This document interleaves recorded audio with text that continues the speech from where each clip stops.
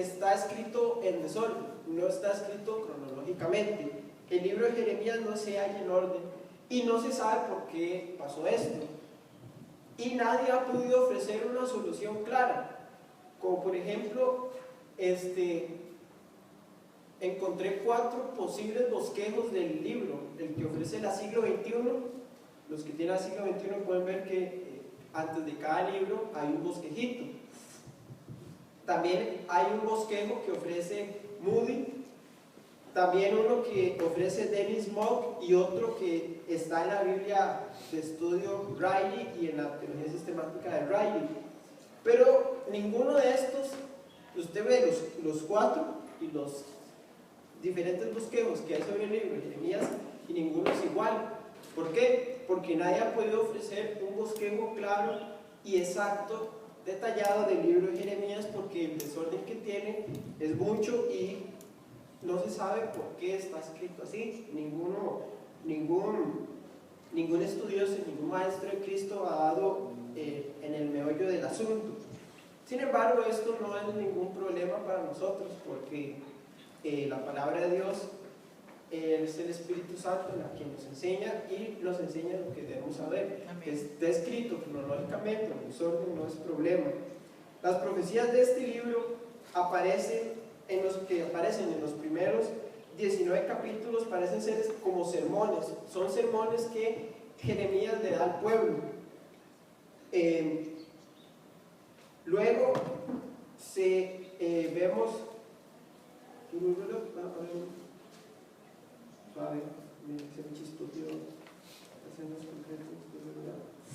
bien, después de los sermones que aparecen en los 19 capítulos, Jeremías empieza a hablar ya como a las naciones y el juicio por la cautividad.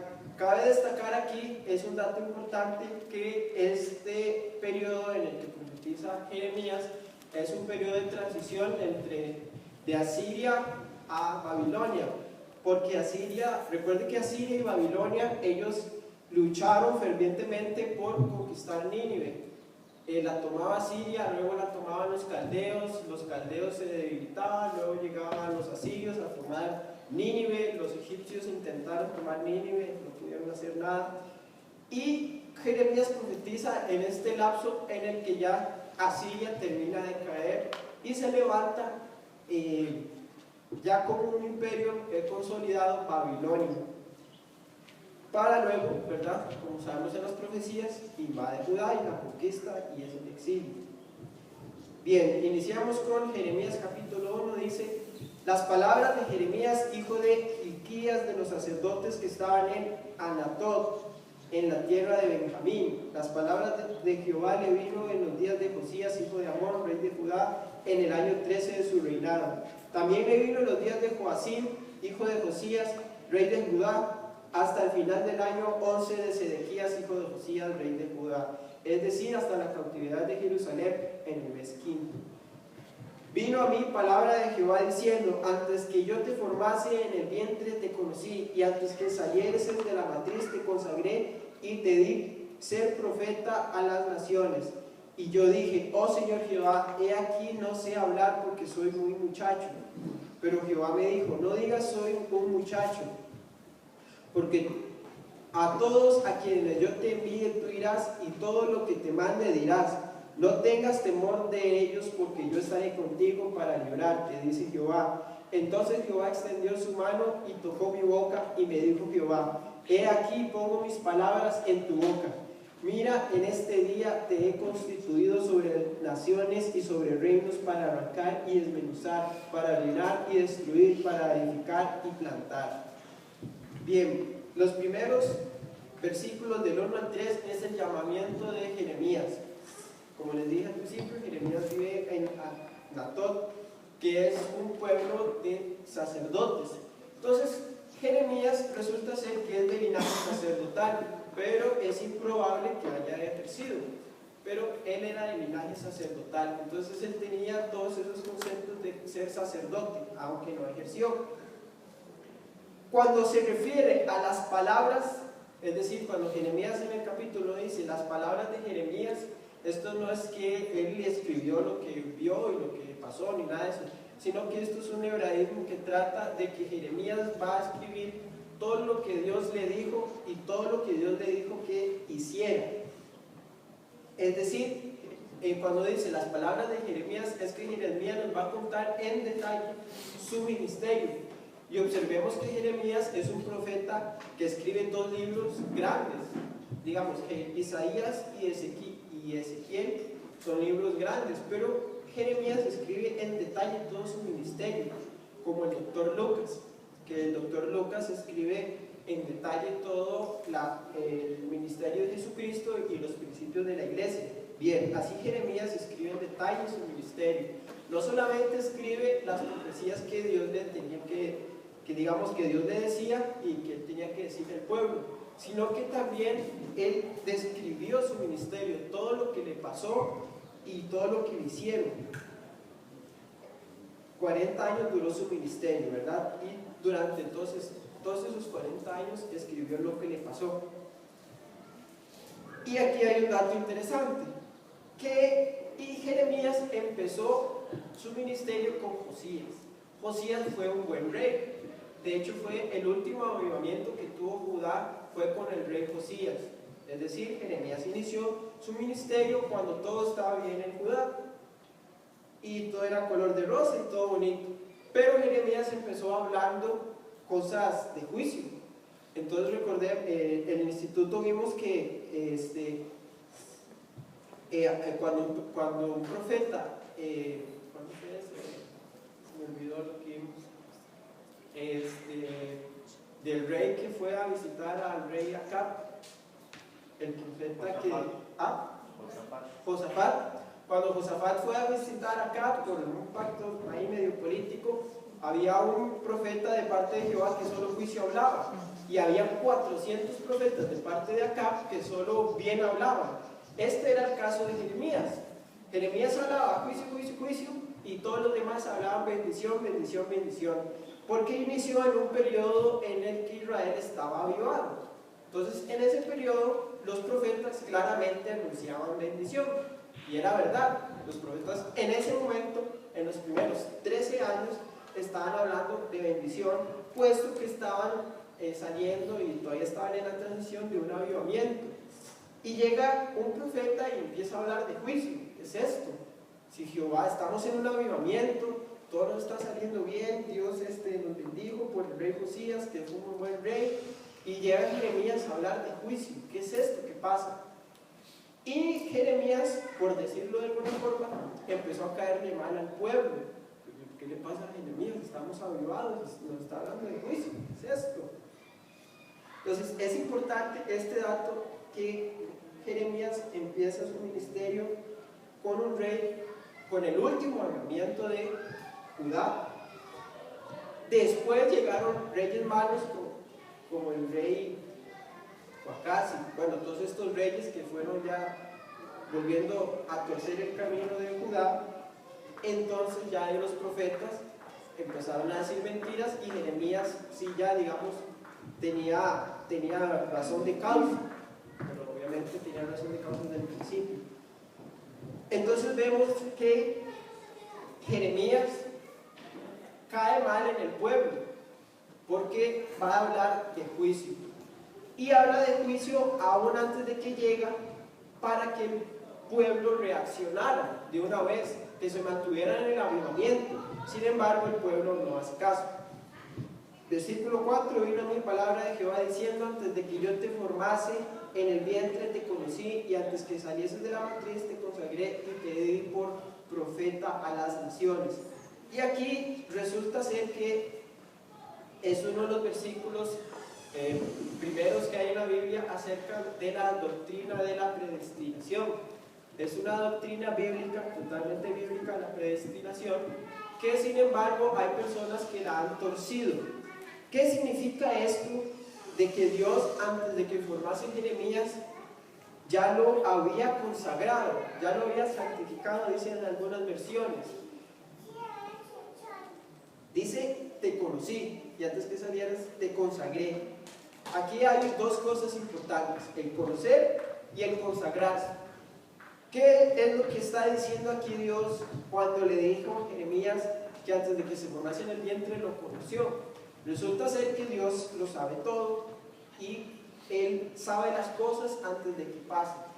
Sabe las cosas antes de que pasen no significa que Él las manipuló para que pasaran, porque eso es la doctrina errónea. Dios sabe las cosas antes de que pasen. No es igual a que Dios configuró las cosas para que salgan así. Hay una diferencia muy sutil que hay que saber aquí. ¿Por qué? Porque si nosotros creemos que Dios sabe las cosas antes de que pasen porque Él las manipuló, estamos creyendo en la doctrina de que somos salvos no porque hemos creído en Jesucristo, sino porque Dios nos escogió al azar. Y eso es una doctrina que ya hemos estudiado, que está en cansancio. Y sabemos que para creer en Jesucristo, para ser salvo, hay que creer en Jesucristo. O sea, hay que tener fe en la obra que Él hizo. No es que Dios me escogió al azar y yo no tuve que hacer nada, sino que Dios me salvó porque le dio la gana y ya. Eso es mentira. Te conocí es un saber qué va a pasar, porque Dios sabe todo. Entonces, te conocí es una de las primeras, uno de los primeros versículos en donde esta doctrina de la predestinación toma forma. Como les repito, Dios sabía que iban a ser Jeremías y Dios lo escoge para un ministerio. Ahora sí, aquí hay otra cosa importante. Dice, te consagré. Consagré, hay algunas versiones que dicen te santifiqué. Y la palabra tal vez ahí más acertada es te santifiqué. ¿Qué significa santificar? La palabra santificar en el hebreo significa apartar. Digamos que yo tengo aquí un puño de piedras y quiero santificar determinada piedra. Entonces la saco de aquí y la pongo acá. Entonces Dios le dijo a Jeremías que Él sabe todo y sabe el futuro.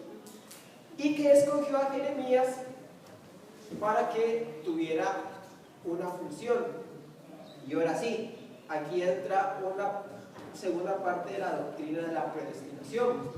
Dios escoge al azar el ministerio que nos asigna. ¿Por qué Dios escoge al azar el ministerio? Bueno, porque Él sabe el futuro y sabe qué vamos a hacer y qué no podemos hacer. Y además, vamos a verlo más adelante, el ministerio es un don que demanda del ministro dos cosas.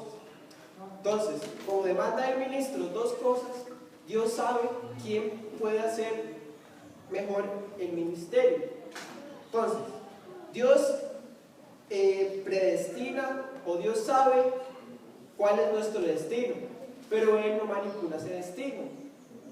¿A cuál destino me estoy refiriendo? A la salvación. Es decir, Dios sabe quién va a creer y quién no, pero no manipula a la gente para que crea. Douglas, sí. Eso es como cuando, digamos, un padre de familia sabe cómo va a reaccionar cada hijo. Ajá. Entonces, le pone ciertas tareas a un hijo, digamos, que sabe que va a ser obediente o alcohólico, y en ese proceso de ponerle tareas, le va acomodando, o sea, le va poniendo, ya sea permitiendo que lo siga desarrollando o le va corrigiendo de camino.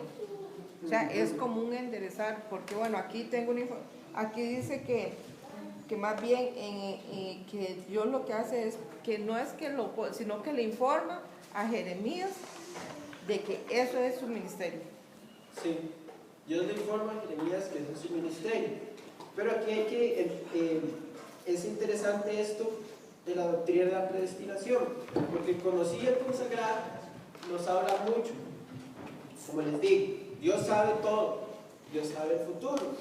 Sin embargo, Dios no puede meterse en la decisión personal de cada uno, porque Dios es persona y nos hizo personas y nos hizo libres. Es decir, nos hizo con la capacidad de escoger qué es lo que vamos a hacer. Bien, entonces Dios, como sabe eso, como sabe qué es lo que vamos a hacer, a los que son creyentes les dice, bueno, ahora este es su trabajo, este es su ministerio. Por ejemplo, pastor, ¿usted escogió ser pastor? No, eso Cristo le dijo amor a, bueno, muchachos, usted es pastor, listo. Bien, como vimos en la conferencia, el Espíritu Santo reparte dones. Y ese don que yo quiero, no es el que el Espíritu Santo me da, porque Él reparte como quiere, dice la Biblia. Bien, el ministerio, Dios lo reparte como Él quiere, como bien le parezca. ¿Por qué? Porque Él sabe todo. Y sabe que si estamos en determinado ministerio es porque es mejor. O sea, no hay otra forma mejor, porque Dios sabe todo. Entonces resulta ser que escogió a Jeremías para ser profeta a las naciones. Interesante, a las naciones. Es decir, este profeta es una boca de Dios para todo el mundo. Así como Jesucristo es para todo el mundo, Jeremías es para todo el mundo. Y yo te dije, oh Señor Jehová, he aquí no sé hablar porque soy un muchacho, soy un niño, dicen algunas versiones. Jeremías rechaza el ministerio así como Moisés e Isaías. Sin embargo, Jeremías lo hace de una forma más modesta. Jeremías, así como Moisés e Isaías, rechaza el ministerio. Y esto es una actitud muy normal entre todos nosotros, rechazar el ministerio. Y me va a decir, no, ¿por qué? ¿Cómo así? Yo no rechazo el ministerio. Todos hemos rechazado el ministerio. Hermanos, aquí en la iglesia hay diaconías, no sé si ustedes se acuerdan de las famosas diaconías. Eso es un ministerio que el pastor decidió aquí, que la iglesia lo aprobó y el Espíritu Santo le dio el visto bueno. Aquí hay muchas diaconías que no se están ejercitando. ¿Por qué? No sé. Pero volviendo al versículo 5, Dios nos conoció antes de la fundación del mundo y nos consagró.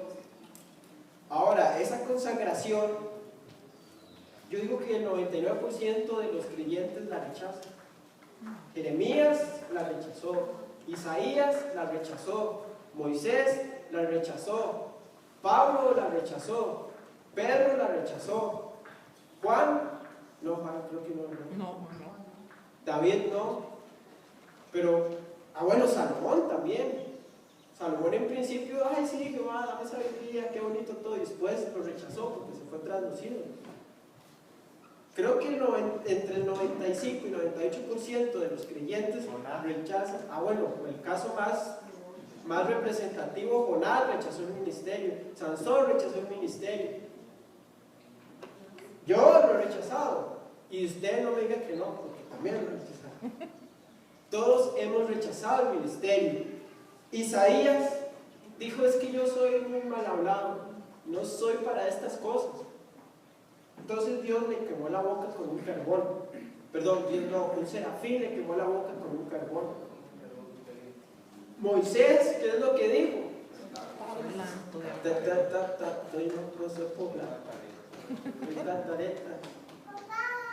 Básicamente le dijo a Dios, sí, está bien, pues, me consagraste, pero yo me desconsagro en el nombre. No. Bien, todos hemos rechazado el ministerio y quiero que aquí pongamos a pensar un momento si nosotros internamente hemos rechazado el ministerio. Tal vez como lo hizo Moisés o como lo hizo Isaías, fue de una forma muy violenta. Jeremías lo hace de una forma muy tiernita, porque él era muy chiquito. Ay, no, es que soy muy chiquito, no puedo nada más. No puedo, Dios. Pero resulta ser que el ministerio, como les dije en el versículo 5, es algo que ya ahí no es, por decirlo así, vamos a ver cómo lo podemos decir, no es optativo. ¿Por qué no es optativo? Bien, resulta ser que la salvación es un paquete. Hasta aquí en el instituto y en todo lado hemos dicho eso hasta el cansancio. La salvación es un paquete, no es que yo voy al cielo y ya, no. La salvación conlleva una regeneración, conlleva la iglesia local y un ministerio. Cuando usted acepta a Jesucristo, lo hemos visto en el instituto hasta el cansancio, lo acepta como rey, lo acepta como profeta y lo acepta como sacerdote. Si acepta a Jesucristo como Salvador, lo acepta como rey. Por lo tanto, si lo acepta como rey, acepta todo lo que el rey quiere que usted haga. Un súbdito. Resulta ser que si entonces usted acepta a Jesucristo y lo acepta como rey, acepta todo lo que él le dice que haga, tiene que aceptar el ministerio, que no es optativo. Aquí hay que hacer eso muy claro. ¿En qué me baso para decir eso? Bueno, en todos los que les mencioné. Jeremías dijo que no, pero todo fue. Jonás dijo que no, pero fue. Y Pablo muy claramente dice: el Espíritu reparte dones como Él quiere. Dios da el ministerio, Jesucristo da el ministerio como Él quiere. Y no es optativo. La salvación ya la tiene y todo muy bonito. Bien. La iglesia local la tiene, excelente, bien, que se congregue y todo. Pero el ministerio, hermano, si usted no está funcionando en la iglesia, está rechazando el ministerio. Por la razón que sea. Jonás, la razón que dio es que los ninivitas eran muy impíos y mejor que se mueran. Entonces rechazó el ministerio de esa forma. Jeremías, porque estaba muy tiernito, seguro él era de la línea sacerdotal, era gente, como decir como un oficinista, no era gente como de trabajo duro y pesado, eran sacerdotes, y seguro él se sentía muy tiernito y rechazó el ministerio. Sea la razón que sea, hermano, si usted no está trabajando en la iglesia, está rechazando el ministerio. Quiero insistir en esto para que despabile. Bien, versículo 7. Hay un pez esperando. Ajá, sí, hay un pez esperando, ¿no? Si usted rechaza el ministerio, bueno, puede ser un pez, puede ser un carbón, póngale lo que quiera. Puede ser una mala mujer, como en el caso de Sansón. Póngale lo que quiera. ¿Cómo? Ese Dios fue una reconciliación. Sí, nada que ver. ¿No escuché? Una mala mujer, ¿sí? Gracias por la reconciliación. Solo Samuel aceptó el ministerio. Sí, bueno, tenemos el caso de Samuel, que sí lo aceptó, de ipso facto. David, de ipso facto. Bueno, Pablo, ¿verdad? ¿Cómo es que él persiguió a Cristo? Cristo le tenía el ministerio y Pablo lo rechazaba. Hasta que ya se sosegó en el camino a Damasco y toda la cuestión, ¿verdad? Bueno, aún después de que se convirtió, él estaba lleno de miedo, ¿verdad? En la casa, ¿cómo se llamaba? Bueno, de un hermano. Estaba ahí 3 días ciegos. 3 días ciego y le comió gallina por esa experiencia, rechazó el ministerio. Hay un pescado, una ceguera. Sí, bueno, le puede esperar un carbón encendido que le queme en la boca, una ballena, una ceguera. Bueno, usted puede ver en la Biblia un montón de casos de gente que rechazó el ministerio y bien, Dios tuvo que meter mano. Como les digo, porque la salvación no es solo que voy al cielo, no, eso es un error muy casi herético. La salvación es un paquete en el que usted acepta a Jesucristo como rey, sacerdote y profeta. Si lo acepta como rey, tiene que hacerle caso al rey, ¿o no? Amén. Bien. Versículo 7. Pero Jehová me dijo, no seas cabrón, no te mando un pez. No digas soy un muchacho, porque a todos a quienes yo te envíe tú irás, y todo lo que te mande dirás. No tengas temor de ellos, porque yo estaré contigo para librarte, dice Jehová. Aquí, tal vez como Jeremías, como les digo, era muchachito y no puso tanta resistencia, porque nada más le dijo Dios, bueno, vea, Jeremías, ¿cómo le digo esto? No, pues que usted va ahí. Pero es que, no, usted va ahí, muchacho, entienda, bueno, está bien. Y aquí hay un misterio interesante, el misterio de que el ministerio es un don y demanda del ministro 2 cosas. Número 1, fe. el ministerio es un don, es decir, es algo que Dios me da. Es un regalo que Dios me da. Yo les quiero decir algo, hermanos. ¿El trabajo es un don de Dios, sí o no? Sí, es una bendición. ¿Por qué el trabajo es un don de Dios? Porque resulta ser que el trabajo, gracias al trabajo usted come y llena la panza y no se muere. Bien, todo es un don de Dios. El trabajo es un don de Dios y es para bendición. El ministerio es un don de Dios, es un trabajo. El ministerio en realidad es un trabajo, pero es un trabajo espiritual, digámoslo así. Como dice don Francisco La Cueva, en realidad nosotros estamos en una embajada del cielo en la tierra.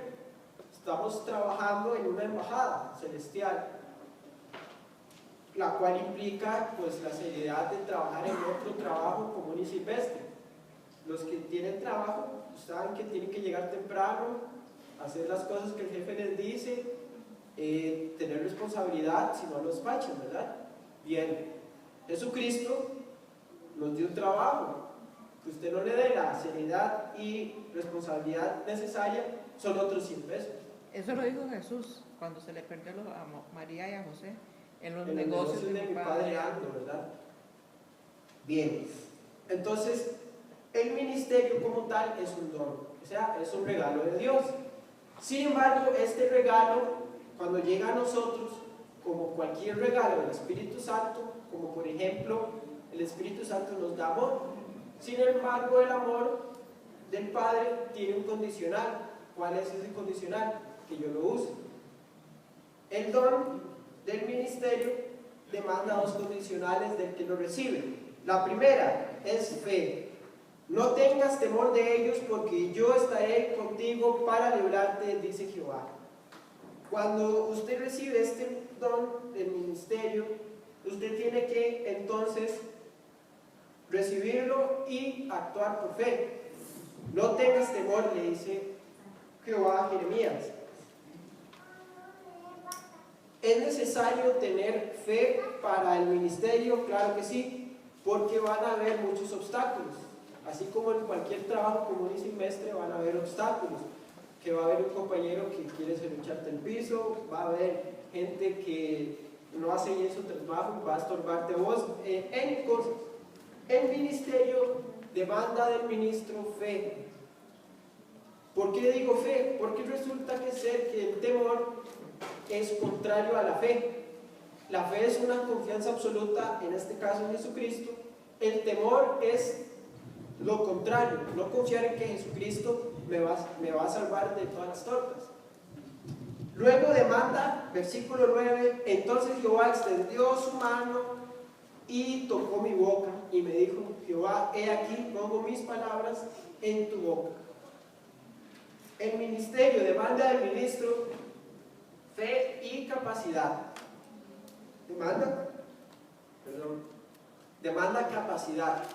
Resulta ser que después de que Jehová le dijo a Jeremías, bueno, usted va a hacer eso, necesito que tenga fe, que confíe en mí, que no sea un cobarde, y que además Dios le dio, dice,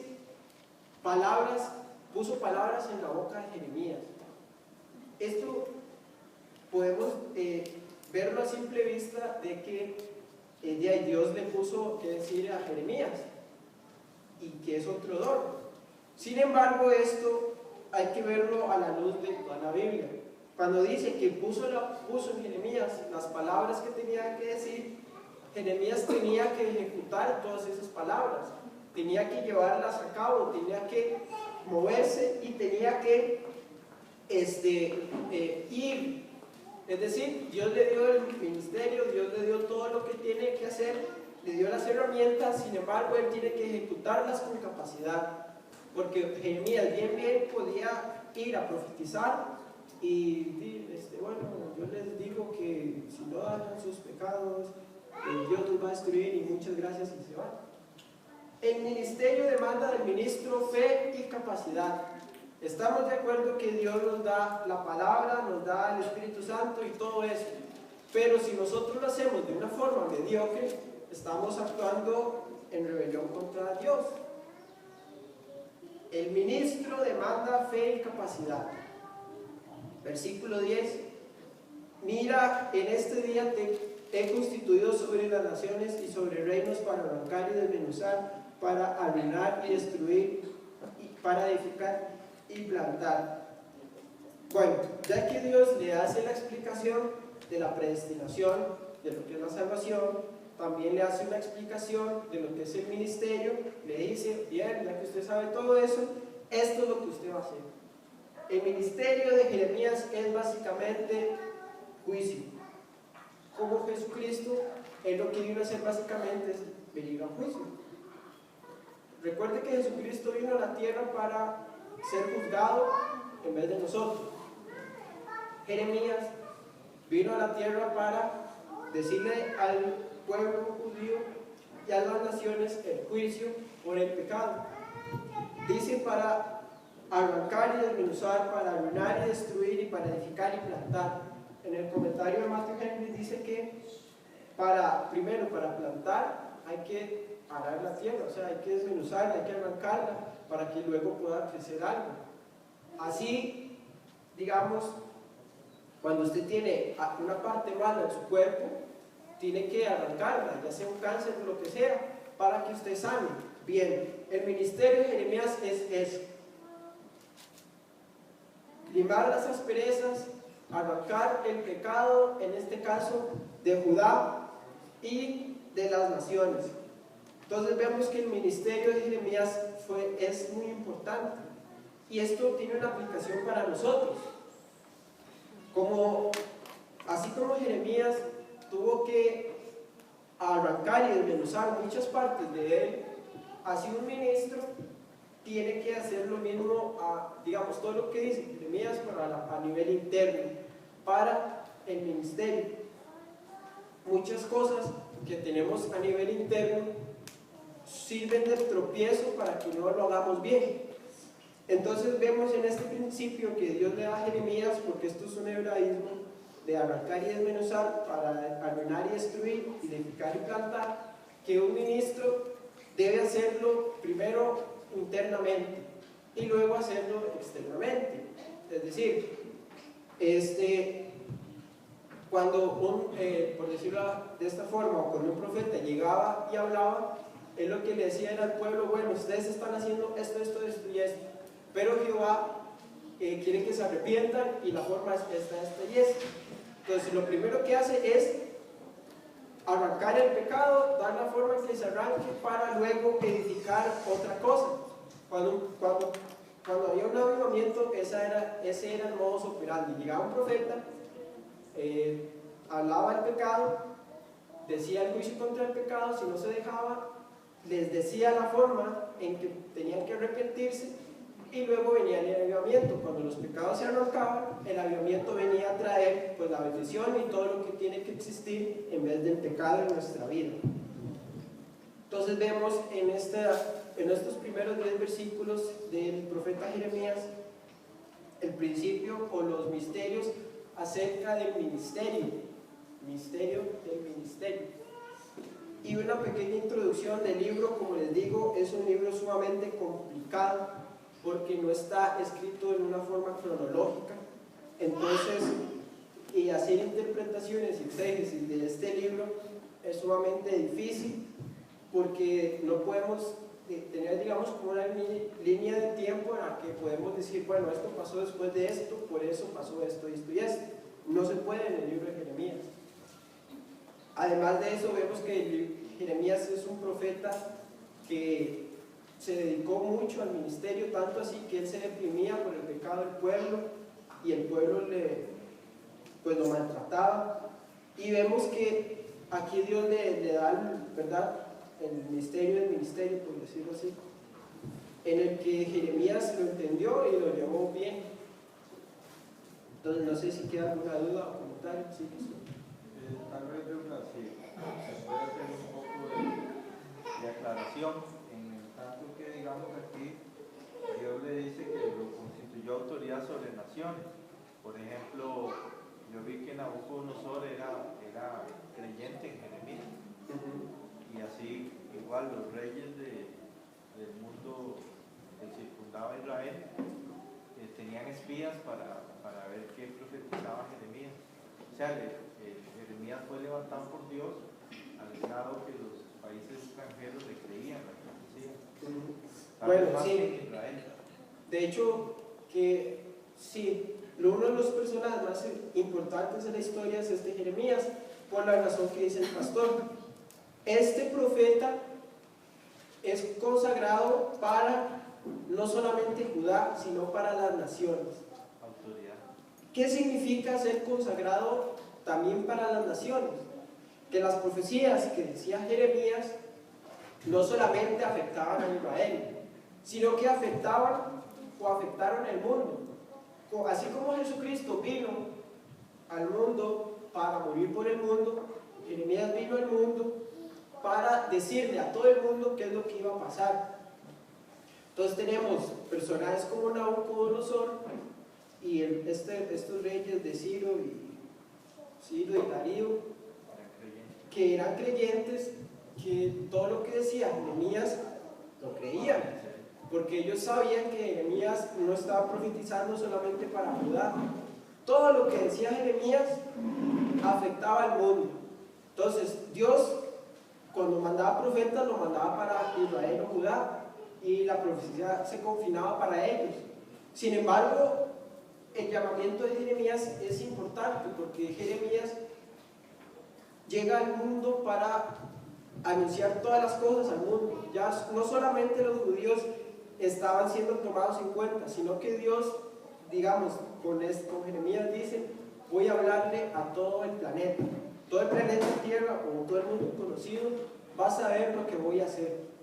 Porque los judíos tenían que recibir la voz profética y luego decírsela a todo el mundo, pero no cumplieron su misión. Los judíos fracasaron estrepitosamente en predicar el evangelio a todos, por lo que manda a Jeremías para que hiciera el trabajo que no se había hecho en 1600 años de la historia de Judá, de Israel. Bueno, en un lapso como de 800 años, Israel tenía que hacer lo que hizo Jeremías, y solo un hombre lo hizo, que fue Jeremías. Tenemos a personajes como Jonás, que fue una voz profética para Nínive, pero solo para esa ciudad. En cambio, Jeremías llegó y habló a todo el mundo conocido. Israel tenía que hablarle a todo el mundo, pero no lo hizo, fracasó. Entonces Dios levantó a Jeremías para que lo hiciera. Por eso es el profeta que se le llama del Hijo, porque le habla a todas las naciones, así como la iglesia le habla a todas las naciones. ¿Quedó alguna otra duda? ¿No? Sí. Es una pregunta. Ayer estaba conversando con Luis Calderón, estaba en mi casa, y lo que usted dice es cierto. O sea, son los reyes también que tenían respeto a Jeremías, por un comentario que leyó Luis, que no sé si lo anda por ahí, dice que el rey de Babilonia le dijo a Jeremías que si quería ir a Babilonia o que si se quería quedar, o sea, le dio su privilegio de escoger. Entonces, había un respeto de los reyes hacia Jeremías, ¿no? Y es que imagínense el Nabucodonosor, todo lo que decía Jeremías le estaba pasando. Y no hay que ser muy inteligente para saber que si lo que dice este hombre, o sea, si lo que dice y se cumple, es verdad, es por algo. Entonces hay que hacerle caso, igual, ¿verdad? Igual pasó con Daniel y Ciro y Darío. Jeremías fue un hombre importantísimo, tan importante como Daniel en la historia de la humanidad. Entonces vamos a orar para Padre, le damos gracias por su palabra y por este profeta Jeremías y los misterios que usted le anunció a él, que sirven para nuestra edificación. Le pedimos que bendiga este mensaje en el corazón de los oyentes y que bendiga el resto del culto. En el nombre de Jesucristo, amén. Amén.